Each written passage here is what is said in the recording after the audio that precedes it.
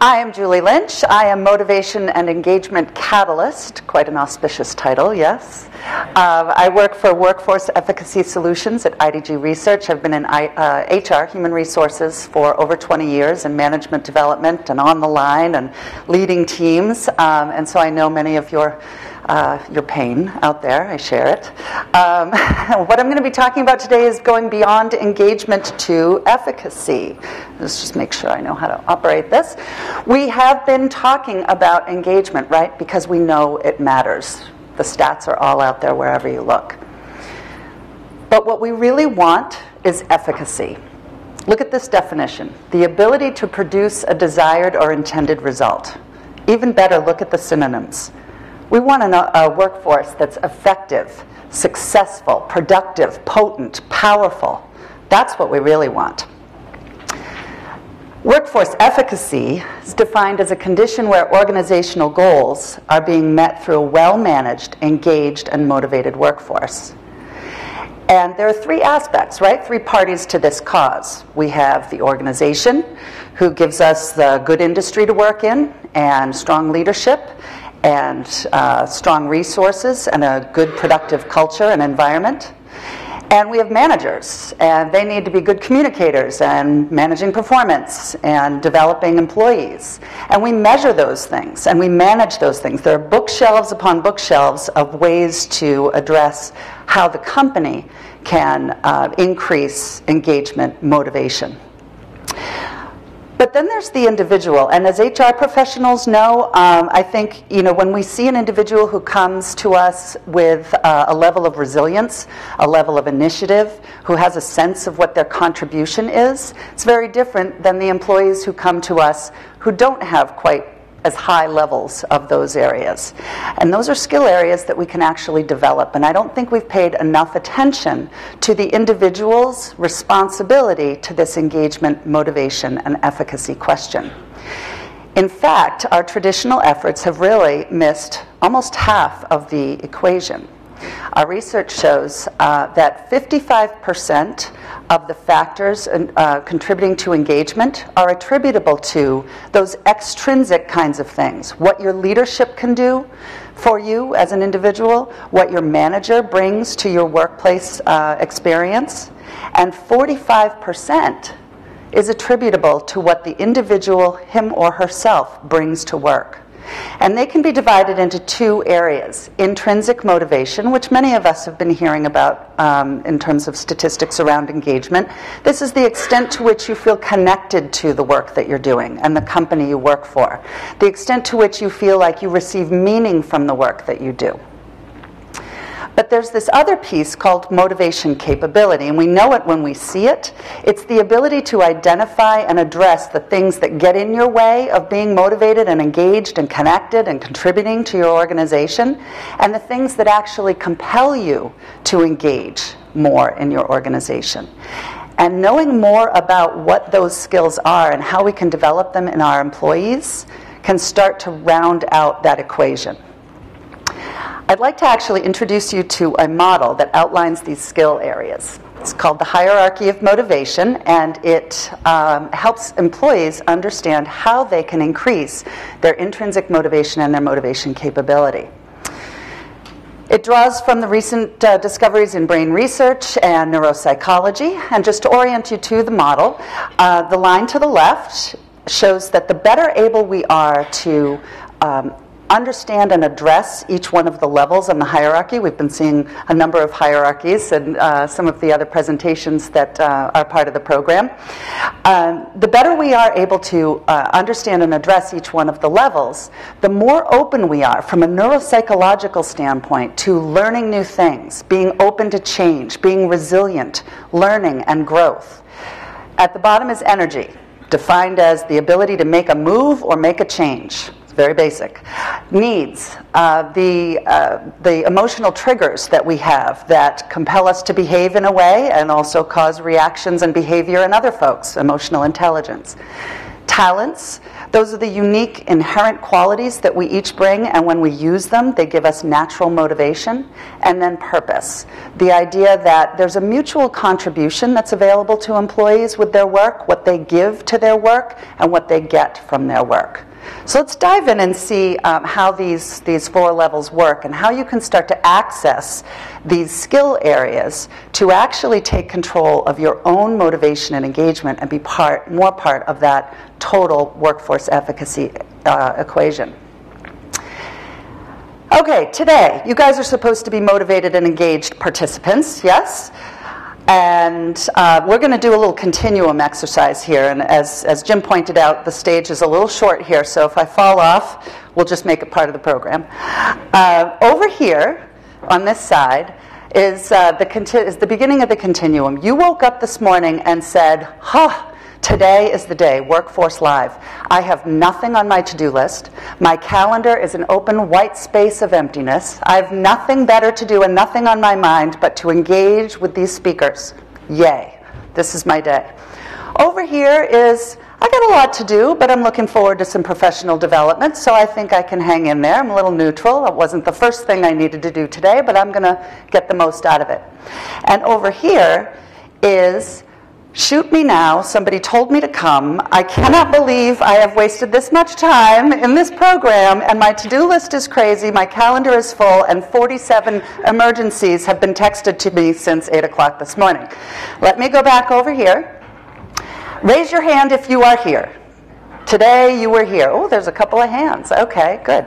I'm going to move across the stage here. When I get to your point, put your hands up way high so I can see them. Okay, large majority on this one.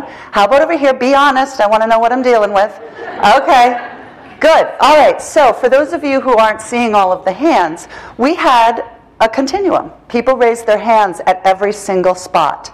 So I have provided this fabulous speech.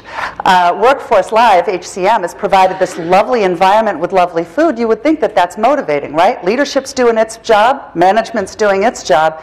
You guys are individuals. I don't know what's on your plate, I don't know what's on your mind, and only you can know that, and only you can do something about it. Because all those things on your mind are dragging you down. And when your energy is low for participation and engagement and motivation, only you know what's on the back of your cart. Whether you give this poor animal a carrot or a stick, he's not going to go anywhere, right? So the first thing is to know what's in your way and have some resources to be able to get those things out of your way. Let's talk about needs, the next level in the hierarchy. What behaviors do you dislike most in other people?